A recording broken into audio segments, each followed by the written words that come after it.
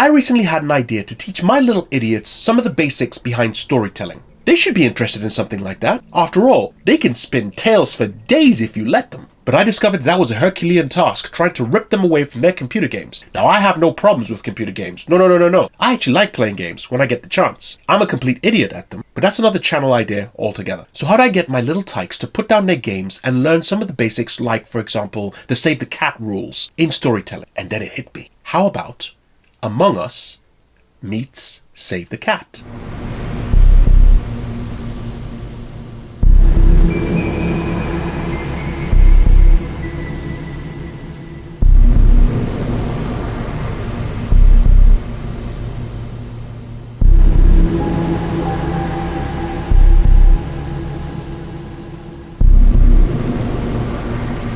So it starts out with the opening image, which is like an opening snapshot of your hero's life. Our opening snapshot is of our hero, Marcus, staring out into the abyss of space.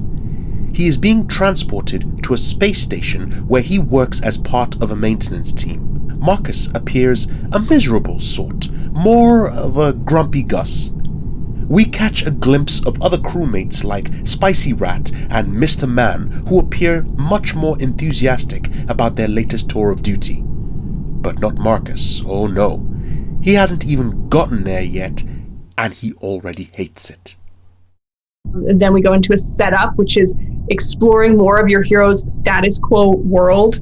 Marcus generally is responsible for executing certain tasks to keep the space station running for the length of his tour. As per his contract, once all the tasks are completed, they are sent home, paid, and offered the chance to automatically re-enlist.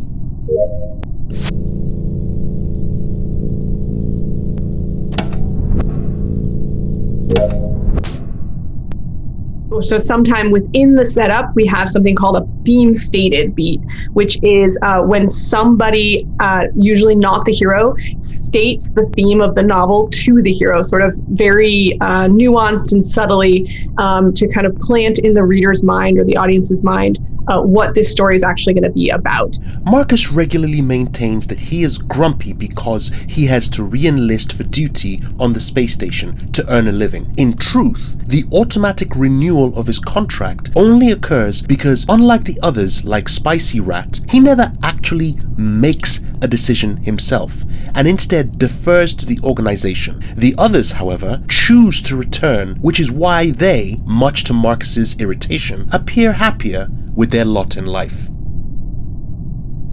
Then the setup ends with a catalyst, which is like an inciting incident or like a life-changing event that happens to the hero that kind of sets the story in motion. When not avoiding his workmates or staring out at the vast nothingness outside the space station, Marcus half-heartedly executes his allocated tasks on the ship. One day, however, as he ventures into the cafeteria to while away the hours, he comes across the dead body of his friend, Spicy Rat. Having never seen a dead body before, he panics, and instinct tells him to hit the emergency button, but he's never had to do that before, and so he freezes in his indecision until another crewmate, Key Rose, stumbles onto the scene and promptly hits the alarm. After the crew process the evidence in the cafeteria, they come to one conclusion. There is an imposter amongst them. The catalyst is followed by a beat called the debate, which is where the hero reacts to the catalyst, usually in the form of some kind of question, like, should I go? What do I do? How does this work? Like those kinds of things. It's a reaction to the catalyst. For Marcus, on the other hand, making a firm decision doesn't come naturally to him. Any one of these people could be a murderer. The question is usually answered in a beat called the break into two, where the hero says, okay, now I know what to do, or now I know how to proceed. And the break into two usually is some sort of proactive step that the hero makes that leads them into a new world or new way of doing things, like a new adventure. So after we break into two, usually there's a beat called the B story, which is when you introduce a new character who is a sort of a product of the Act 2 world. This B story character usually represents the theme in some way. Key Rose is the opposite of Marcus. Decisive, direct, and always cool under pressure. This, according to Marcus, is why he has taken a disliking to the fellow when the latter dresses him down for not having called the emergency meeting immediately upon finding Spicy Rat. Then we're into this very long beat called the fun and games, which is sort of how the hero is faring in Act 2. So whatever they broke into Act 2 to do, there's usually a goal set up at the break into 2. This is like, how are they progressing along that goal? Marcus didn't like being called out for his inaction earlier. Maybe that's why he did it, thinks Marcus. Maybe Key Rose is the imposter, and so Marcus calls an emergency meeting. With all the crew convened, Marcus argues his case as to why he thinks Key Rose is the imposter. His argument is weak at best and a rambling, incoherent rant at worst. But when voting occurs, only Marcus and Mr. Man vote for Key Rose. If not for Key Rose skipping the vote, Marcus may well have ended up being ejected, which was the agreed upon punishment for the person who was deemed the imposter. The fun and games ends with a midpoint, which happens halfway through. The midpoint is usually when something happens to kind of switch the direction of the story, like stakes are raised, there's a twist. It's really kind of the beat where the reader and the hero realize that there's more to this story than meets the eye. After the meeting, Key Rose challenges Marcus and reasserts his own innocence. But Marcus is wholly convinced that he has found the imposter, so he stalks Key Rose, intending on catching him in the act. And then we go into another long beat called The Bad Guys Close In, where internal bad guys, which we call like the inner demons the hero is struggling with internally, they put more and more pressure on your hero to change. Before Marcus can find any proof, Mr. Man calls a meeting. Mr. Man argues that Marcus is indeed the imposter. That ends in the All Is Lost beat, which is where it is a low point where the hero reached some sort of rock bottom sense of defeat. There's usually around this beat something called a whiff of death, which is basically that something dies in this moment. It can be a person, a pet, a mentor, an idea, a relationship. And the reason that something dies is because in order to be reborn as a transformed hero, something must die. The votes go against Marcus, and he is ejected from the spaceship.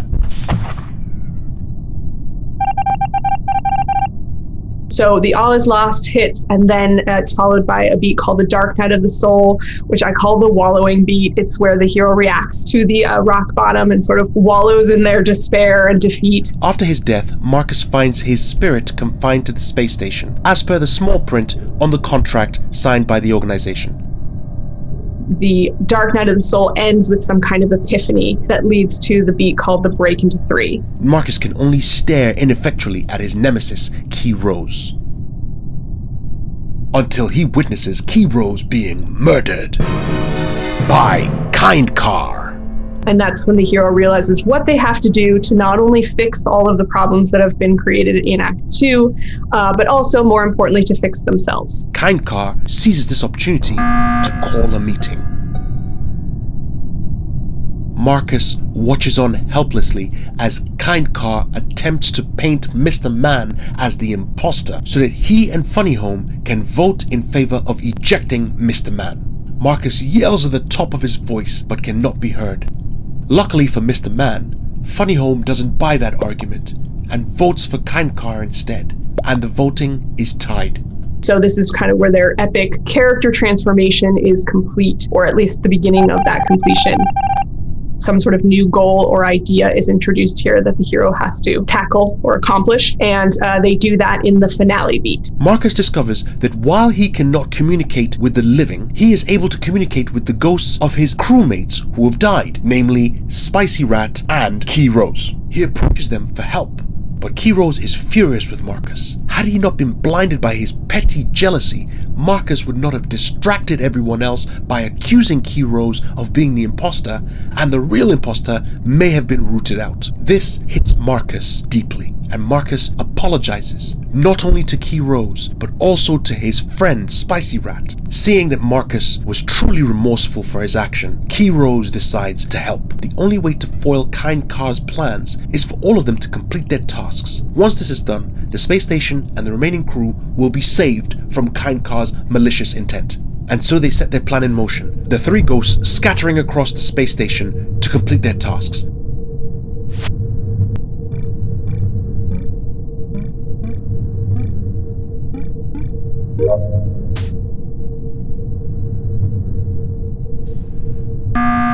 But then their tasks are halted by an emergency meeting being called by Kindcar, desperate to force another vote.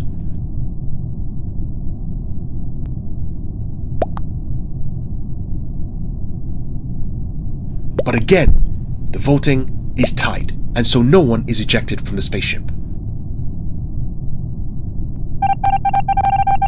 Marcus dives back into completing his tasks, making sure each one is executed efficiently.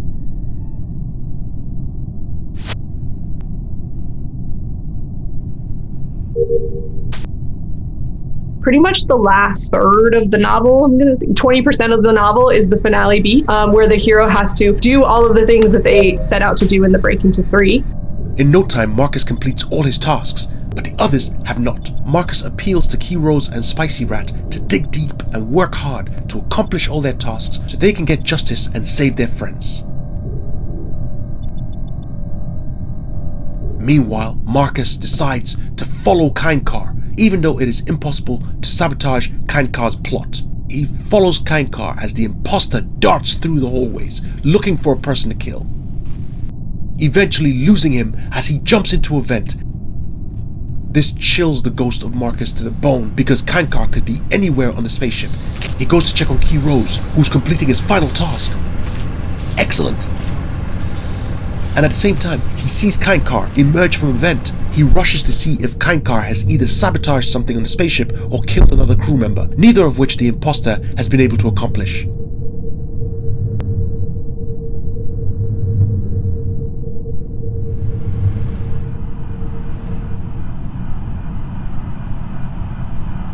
Again, Kindcar disappears into a vent. All Marcus can do is wait. Fortunately, good triumphs, and the imposter is caught. And it ends with the final image, which is a mirror to the opening image at the beginning, where we show a final snapshot of who the hero is after this epic transformation and how much they have changed because of it. And our final shot is the ghost of Marcus, condemned to forever remain on the spaceship executing maintenance tasks. But what's different this time is Marcus is content. He has found his place. This is where he is meant to be.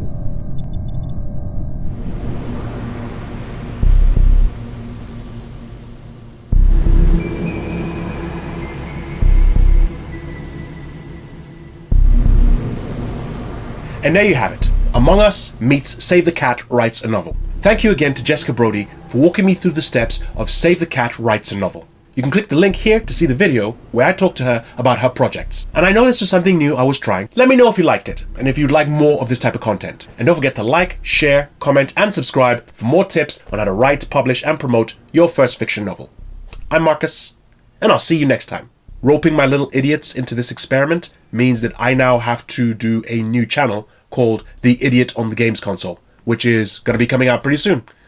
I guess it's where an idiot like me learns how to play various games taught by my little idiots.